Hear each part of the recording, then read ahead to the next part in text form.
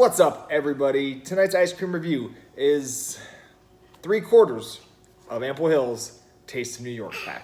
Once again, I'm multitasking. I'm reviewing and dadding at the same time. I'm here with Brooklyn. She'll probably want some ice cream because she is my daughter after all. But we got to review these flavors because, look, you guys know how I feel about the fourth flavor in this pack. It came from Gowanus. It's one of my favorite flavors of all time. I already ate it. I sometimes like to eat ice cream off camera, and I ate it came from Gowanus pint off camera. I enjoyed it, and I gotta say though, maybe the magic, maybe it's just my palate. Maybe I've eaten a lot of great ice cream since then, but it wasn't a 10 out of 10 to me. It was great, probably a 9 out of 10, or at very worst a strong 8. But it just, I don't know. It didn't capture me like it did the first time, or even the last time I ordered it online. So I don't know if it's a mass production or what, a general slip in quality for Ample Hills. But nevertheless, we got 3 more flavors to try. She wants to try them. I want to try them. Let's do it, shall we? First up, we're gonna go with the Hook. The Hook is burnt sugar ice cream with house-made stroopwafels and chunks of salted fudge, which probably tastes better than your foot, I imagine. Now, unfortunately, we're not doing this with Cam, but I'm going to save some for Cam because Cam loves stroopwafels. Do you like stroopwafels? Yeah, it's tattoos. You can't get any until you're 35, okay? And even then, you have to ask my permission. So, burnt sugar ice cream, house-made stroopwafels, and chunks of salted fudge. Ready to do this? There you go. Let's do this. Quality control wise, there is no complaints from me here. That weird lightness that was present for the Summer of Love flavor is nowhere to be seen. This has a nice weight to it.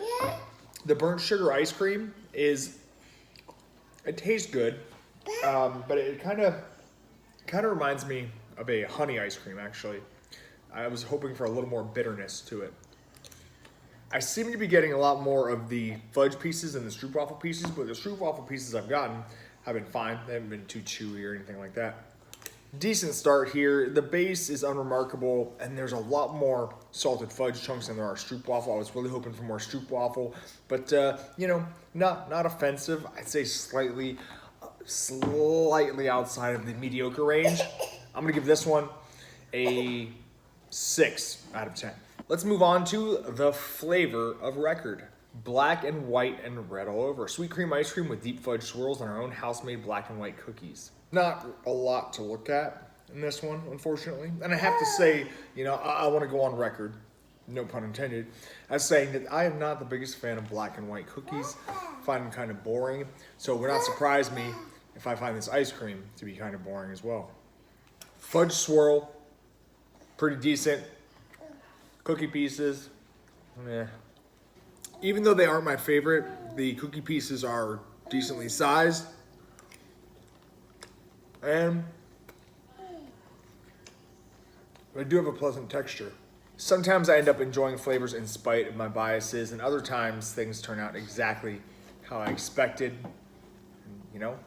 This flavor's a lot like black and white cookies to me. Just kind of whatever. I'm gonna give this one a 5 out of 10. Last but not least, Nectar of the Queens. This one is honey cinnamon ice cream with baklava.